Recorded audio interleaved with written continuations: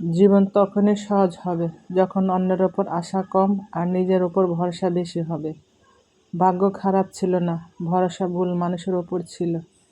আমি যাদের আঁকড়ে ধরে বাঁচতে চেয়েছি তাদের অবহেলা আমাকে শিখিয়ে দিয়েছে কিভাবে নিজেকে ভালোবেসে বাঁচতে হয়। মাঝে মাঝে কষ্ট পাওয়া ভালো। কষ্ট মানুষকে পরিবর্তন করে, আবার কষ্ট মানুষকে শক্তিশালী করে। একটা যোগ চিহ্ন কিন্তু দুটো বিয়োগ চিহ্ন দিয়ে গড়া। তাই অনেক অসম্ভবকে সম্ভবে পরিবর্তন করা যায়। জীবনে চলার পথে শুধু বিশ্বাসটা নিজের উপর রাখতে হবে। সুপ্রিয় দর্শক, আসসালামু আলাইকুম।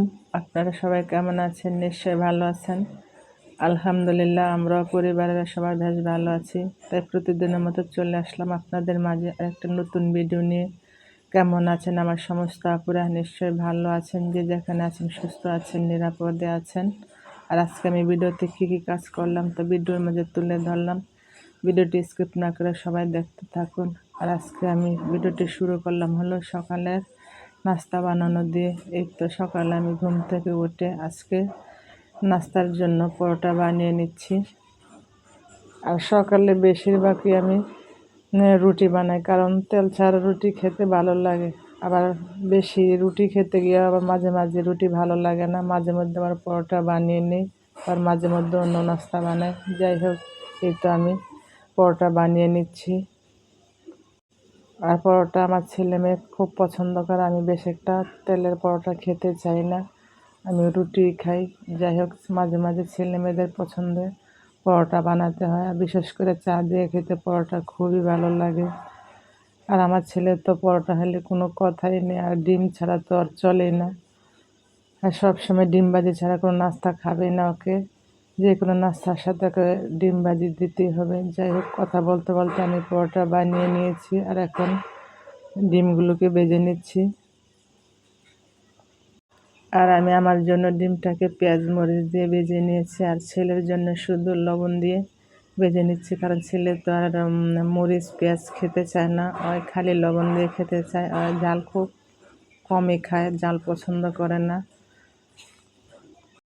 আর পরোটা বানানোর সময় আমার ছেলে তো পরোটা নিয়ে খেতেছে, কারণ পরোটার মধ্যে আজকে একটু চিনি দিয়েছি, মিষ্টি মিষ্টি লাগে, তাই ডিম ছাড়াই একটা পরোটা খেয়ে নিয়েছি। যাই হোক, কথা বলতে বলতে আমি তো অফ ক্যামেরায় সকালে নাস্তা খেয়ে নিয়েছি। এখন একটু চা বসিয়ে দিয়েছি, কারণ পরোটা খাওয়ার পর একটু চা না খেলে ভালো লাগে না। যাই হোক, চাটা আমি বানিয়ে নিয়েছি। কথা বলতে বলতে আমার আপুদের কাছে একটা রিকোয়েস্ট করে নিচ্ছে, যারা আমার ভিডিওটি দেখছেন প্লিজ আমার ভিডিওতে একটা লাইক দিয়ে ভিডিওটি কন্টিনিউ করুন, কারণ আপনাদের একটা লাইক আমাকে অনেক দূর এগিয়ে নিয়ে যেতে পারে এবং কাজ করার উৎসাহ যোগায়। আমার কথার মধ্যে ভুল ত্রুটি হলে আমাকে ক্ষমা করে দিবেন। আর যারা লাইক দিয়ে আমার ভিডিওটি শুরু করে নিয়েছেন তাদেরকে অসংখ্য ধন্যবাদ। যাই হোক, এখন নাস্তা খাওয়ার পর আমি এই তো পাকের ঘরে কিছু থালা বাটি এগুলা ধুয়ে আমি পানি ঝরতে দিয়ে দিয়েছি। এখন এগুলাকে আমি গুছিয়ে নেব। এই তো পাকঘরটা অগোছালো থাকলে যেমন কোনো কিছু ভালো লাগে না, যেমন এক বোঝা ভারী হয়ে থাকে। যাই হোক, আমি রাতে থালা বাটি ধুয়ে এভাবে পানি ঝরতে দিয়ে রাখি, আর সকালে ঘুম থেকে উঠে এগুলাকে গুছগাছ করে রাখি। আর আমি সব সময় দুপুরে রান্না বান্না করার আগে আগে আগে পাকঘরটাকে গুছিয়ে নিই, গুছিয়ে তারপর দুপুরে রান্না বান্না শুরু করি। না হলে পাকঘরে এসে এরকম ঝামেলা দেখলে রান্না বান্না করতে ভালো লাগে না। আর পাকঘর যদি গুছানো থাকে, যেমন ঘরটায় অনেক পাতলা লাগে। আর আমাদের মেয়েদের কাজই হলো এগুলো, প্রতিদিন রুটিন মাফিক এই সমস্ত কাজ প্রতিদিনে করতে হয়, প্রতিদিনে ঘর গুছাতে হয়, রান্না বান্না করতে হয়। যাই হোক, কথা বলতে বলতে এদিকে আমি আমার পাকঘরটা গুছিয়ে নিয়ে এখন থালা বাটিটিকে গুছিয়ে নিয়েছি। আর আমি সব সময় প্রতিদিনের কাজ প্রতিদিনই গুছিয়ে রাখার চেষ্টা করি, কারণ প্রতিদিন রান্না করার পর যদি পাকঘর না গোছালো থাকে, পাকঘর অনেক আঠালো হয়ে যায়, আর অনেক পাকঘরের মধ্যে জাম হয়ে থাকে। তাই সব সময়ের কাজ আমি পরিষ্কার করে রাখার চেষ্টা করি। যাই হোক, কথা বলতে বলতে এদিকে আমি একটু বাইরে গিয়েছিলাম পাঙ্গাস মাছ আনার জন্য।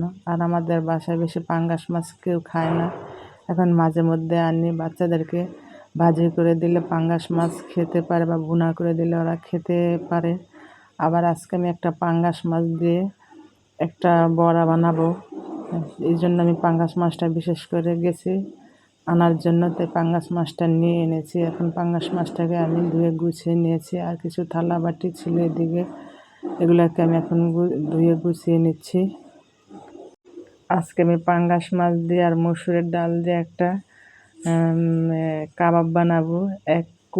এক আপুর কুকিং চ্যানেলে দেখেছি। যাই হোক, পাঙ্গাস মাছটাকে এখন ধুয়ে এই তো আস্ত আমি খাইয়ে এটাকে দু একবার ব্লেন্ড করে নিয়ে পরে কাঁটাটাকে বেছে নিয়ে এটাকে পরে ব্লেন্ডারে ব্লেন্ড করে নেব। আর আমি মাঝে মধ্যে এরকমই করি। আমি ইউটিউবে কোনো রান্না দেখলে সাথে সাথে যদি এটা আমার হাতের কাছে কোনো উপকরণ থাকে তাহলে আমি বাসায় বানিয়ে ফেলার চেষ্টা করি। যাই হোক, বাসায় তো মুসুর ডাল ছিল কিন্তু পাঙ্গাস মাছ ছিল না, এই জন্য আমি বাড়ি থেকে পাঙ্গাস মাছটাকে এনে সাথে সাথে আজকে এই বড়াটাকে বানিয়ে নেব। এটা বানানোর জন্য আমি পাঙ্গাস মাছটাকে আগে ব্লেন্ডার দিয়ে ব্লেন্ড করে নিয়েছি। আর হলো মসুরের ডালটাকে আমি কতক্ষণ ভিজিয়ে রেখে ব্লেন্ডার দিয়ে দু একবার ব্লেন্ড করে নিয়েছি, বেশি একটা মিহি করি নাই।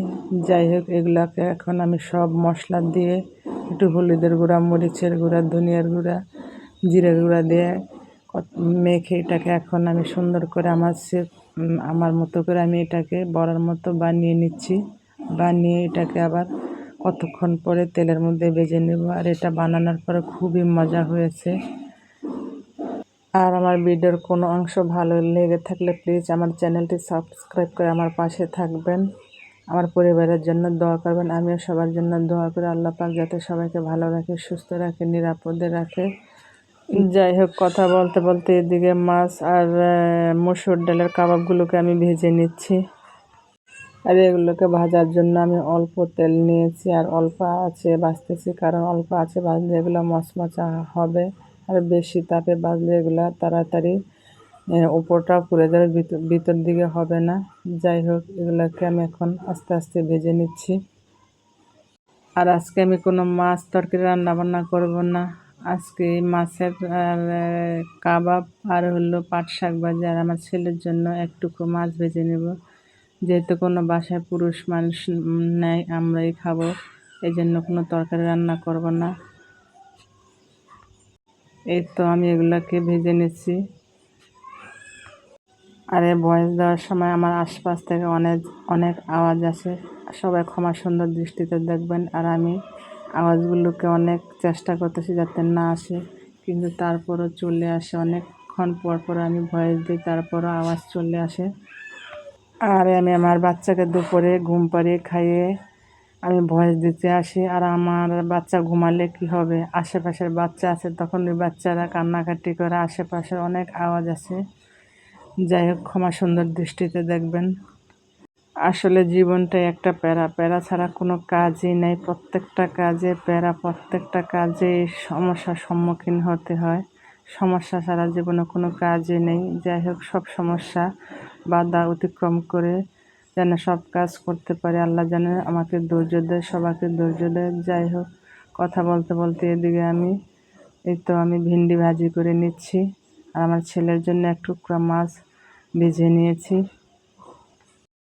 আর আমার ছেলে মাছ ভাজি দেখে বলতেছে আজকে ভেন্ডি ভাজি খাবে না, ভেন্ডি ভাজি বাজে। এই আর কি, বাচ্চাদের যখন পছন্দের জিনিস মন মতন হবে তখন তারা তাদের সুন্দর করে খেয়ে নেয়। আর পছন্দের কোনো কিছু না হলে খেতে চায় না, অনেক বায়না ধরে।